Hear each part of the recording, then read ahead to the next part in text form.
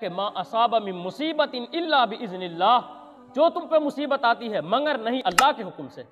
فرمایا کہ جو بھی تم پر مصیبت آتی ہے، پریشانی آتی ہے، جو آزمائش آتی ہے، فرمایا کہ وہ اللہ کی اجازت سے آتی ہے۔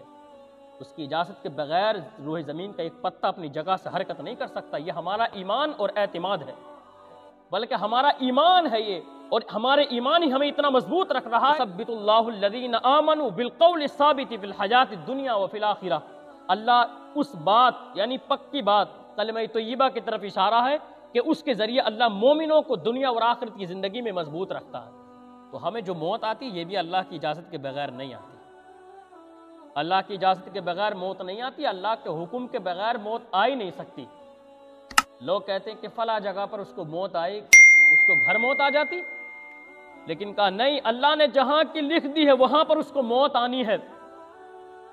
وَمَا كَانَ لِنَفْسٍ أَن تَمُوتَ إِلَّا بِإِذْنِ اللَّهِ، تم میں سے کوئی شخص میں اتنی طاقت نہیں ہے کہ وہ مر جائے الا بِإِذْنِ اللَّهِ، مگر اللہ کی اجازت کے بغیر۔ تم کہاں سوئے ہوئے ہو؟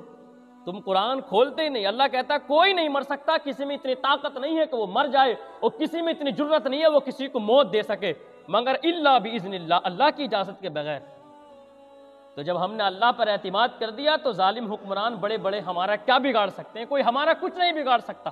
جب اللہ نے ہمیں قرآن میں دلاسا دے دیا اور ہمیں واقف کر دیا تمہیں ڈرنے کی ضرورت نہیں ہے، موت میری اجازت کے بغیر تمہارے پاس نہیں آتی۔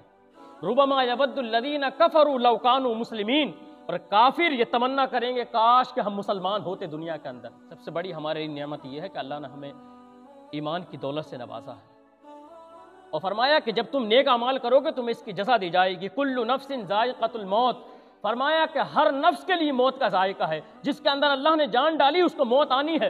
فرمایا کہ وَإِنَّمَا تُوَفَّوْنَ أُجُورَكُمْ يَوْمَ الْقِيَامَةِ، وہ قیامت کے دن تمہیں اجر جو دیا جائے گا وہ پورا پورا دیا جائے گا، اس میں کمی پیشی نہیں ہو سکتی، پورا پورا بدلہ دیا جائے گا۔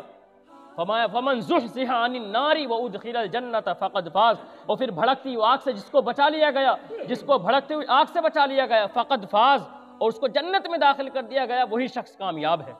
اور جس مال و متاع پہ ہم کھولے بیٹھے ہیں، لوگوں کے سامنے تعریفیں مارتے ہیں، فرمایا کہ یہ تو دھوکے کی زندگی ہے۔ وَمَا الْحَيَاةُ الدُّنْيَا إِلَّا مَتَاعُ الْغُرُورِ، جس زندگی پہ تم اپنا سب کچھ کھو بیٹھے ہو، جس زندگی میں تم غفلت میں زندگی گزار رہے ہو، یہ تو دھوکے کی زندگی ہے، اور ایک دن تمہیں یہاں سے چل بسنا ہے۔ اللہ کے رسول نے فرمایا کہ زندگی گزارو تو ایسے گزارو جیسے کہ مسافر اپنے کاندھے پر سامان لادے ہوئے ہوتا، زندگی گزر جاتا ہے۔ زندگی بسر کرو تو ایک مسافر کی طرح زندگی بسر کرو۔ اور فرمایا کہ تم موت سے نہیں بچ سکتے، اگر موت سے بچنے کے لیے مضبوط قلعوں کے اندر بھی قید ہو جاؤ، اینما تکونوا یدرککم الموت ولو کنتم فی بروج مشیدہ، اگر موت سے بچتے ہوئے بھاگتے ہوئے ایک مضبوط قلعے کے اندر جا گھسو، اس کے اندر جا داخل ہو جاؤ، تو فرمایا کہ موت وہاں سے بھی تمہیں نکال لائے گی۔ جب لوگوں نے ابتدائی اسلام میں کہا کہ ہم موت سے بچ سکتے ہیں تو اللہ کے رسول کو حکم ملا، قل ان الموت الذی تفرون منہ فانہ ملاقیکم ثم تردون الی عالم الغیب والشہادہ، محبوب یہ موت سے بچنا چاہتے ہیں، موت انہیں آئے گی، موت انہیں پالے گی۔ فرمایا کہ عالم الغیب والشہادہ، اور یہ اس رب کی طرف پلٹیں گے جو ظاہری چیز سے بھی واقف ہے اور باطنی چیز سے بھی واقف ہے۔ فرمایا کہ فَيُنَبِّئُكُم بِمَا كُنتُمْ تَعْمَلُونَ، پھر وہ رب انہیں بتائے گا کہ تم نے دنیا کے اندر کیا کیا، تمہارے اعمال تمہارے سامنے رکھ دیے جائیں گے۔